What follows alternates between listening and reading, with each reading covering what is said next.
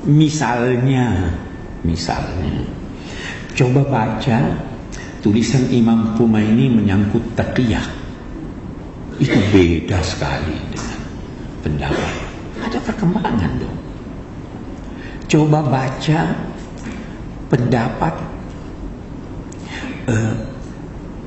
yang berkaitan dengan izin untuk mengangkat senjata terhadap penguasa. Dulu tidak ada izin itu, tidak boleh sampai datang imam. Ada perkembangan pemikiran, sehingga kalau orang ingin merujuk kepada suatu mazhab dengan melihat pendapat-pendapat yang lama tanpa mempertimbangkan pendapat baru, itu salah paham. Ya kan?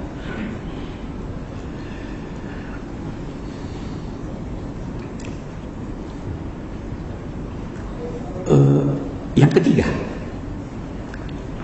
kita harus membedakan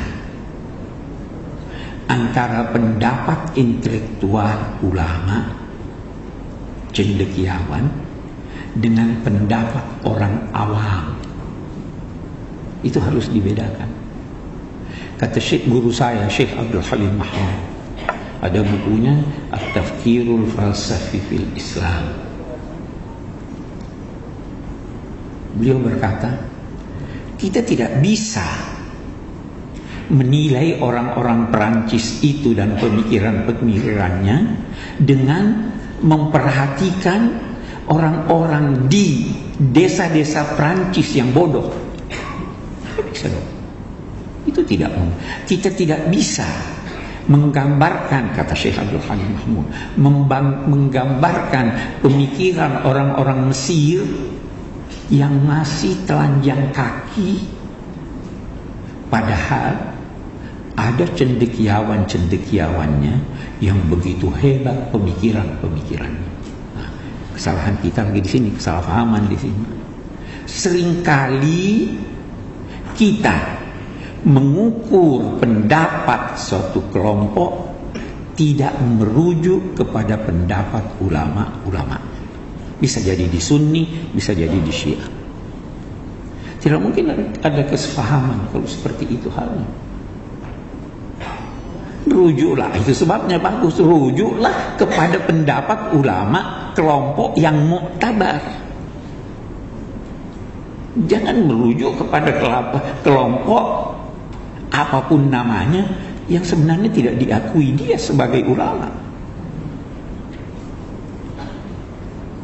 Dan itu banyak, bukan hanya di Syiah, di Sunni pun banyak. Saya ingin memberi contoh di Sunni yang saya banyak pelajari. Bagaimana pendapat ulama-ulama hadis menyangkut Imam Ghazali dalam bidang hadis. Katakan tidak ngerti hadis, Imam Ghazali. Bagaimana pendapat ulama-ulama tentang Imam Sayuti?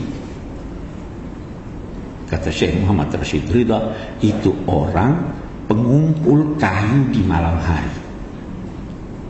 Hati bulai. Jadi semua itu bisa jadi apalagi sekarang kita. Ada sudah jadi kiai kan? Padahal itu sebabnya ada seorang penulis besar di Mesir, almarhum Abdul Qadir Audah, menyatakan problema umat kita adalah agama ini al-Islam baina jahli abnaihi wa ajzi ulamaihi. Islam berada di tengah-tengah kebodohan umatnya dan ketidakmampuan ulama.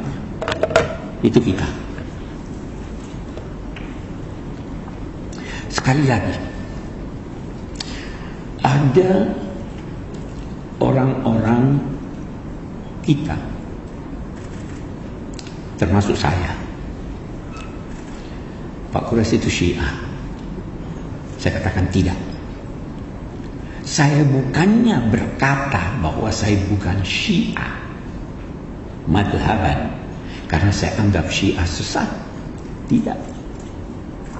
Karena saya fahami siapa yang dimaksud dengan Syiah.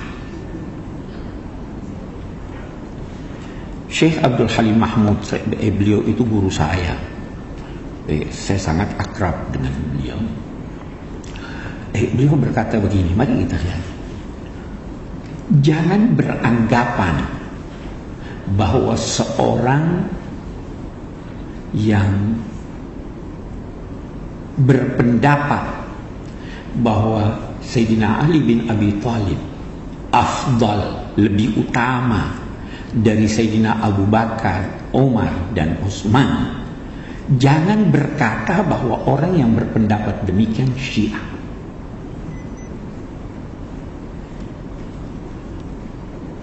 Karena kita lihat tulis Syekh Abdul Halim Mahmud, karena sejarah menunjukkan ada kelompok Mu'tazilah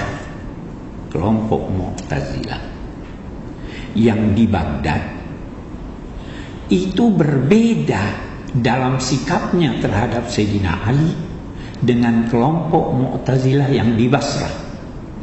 Yang di Basrah itu menilai bahwa Sayyidina Ali afdal dari Sayyidina Abu Bakar, Umar, dan Utsman. Tetapi mereka bukan Syiah, bahkan mereka memusuhi Syiah. Jadi ini saya khawatir itu yang terjadi di Indonesia ini Syiah bukan Syiah. Itu bukan Syiah.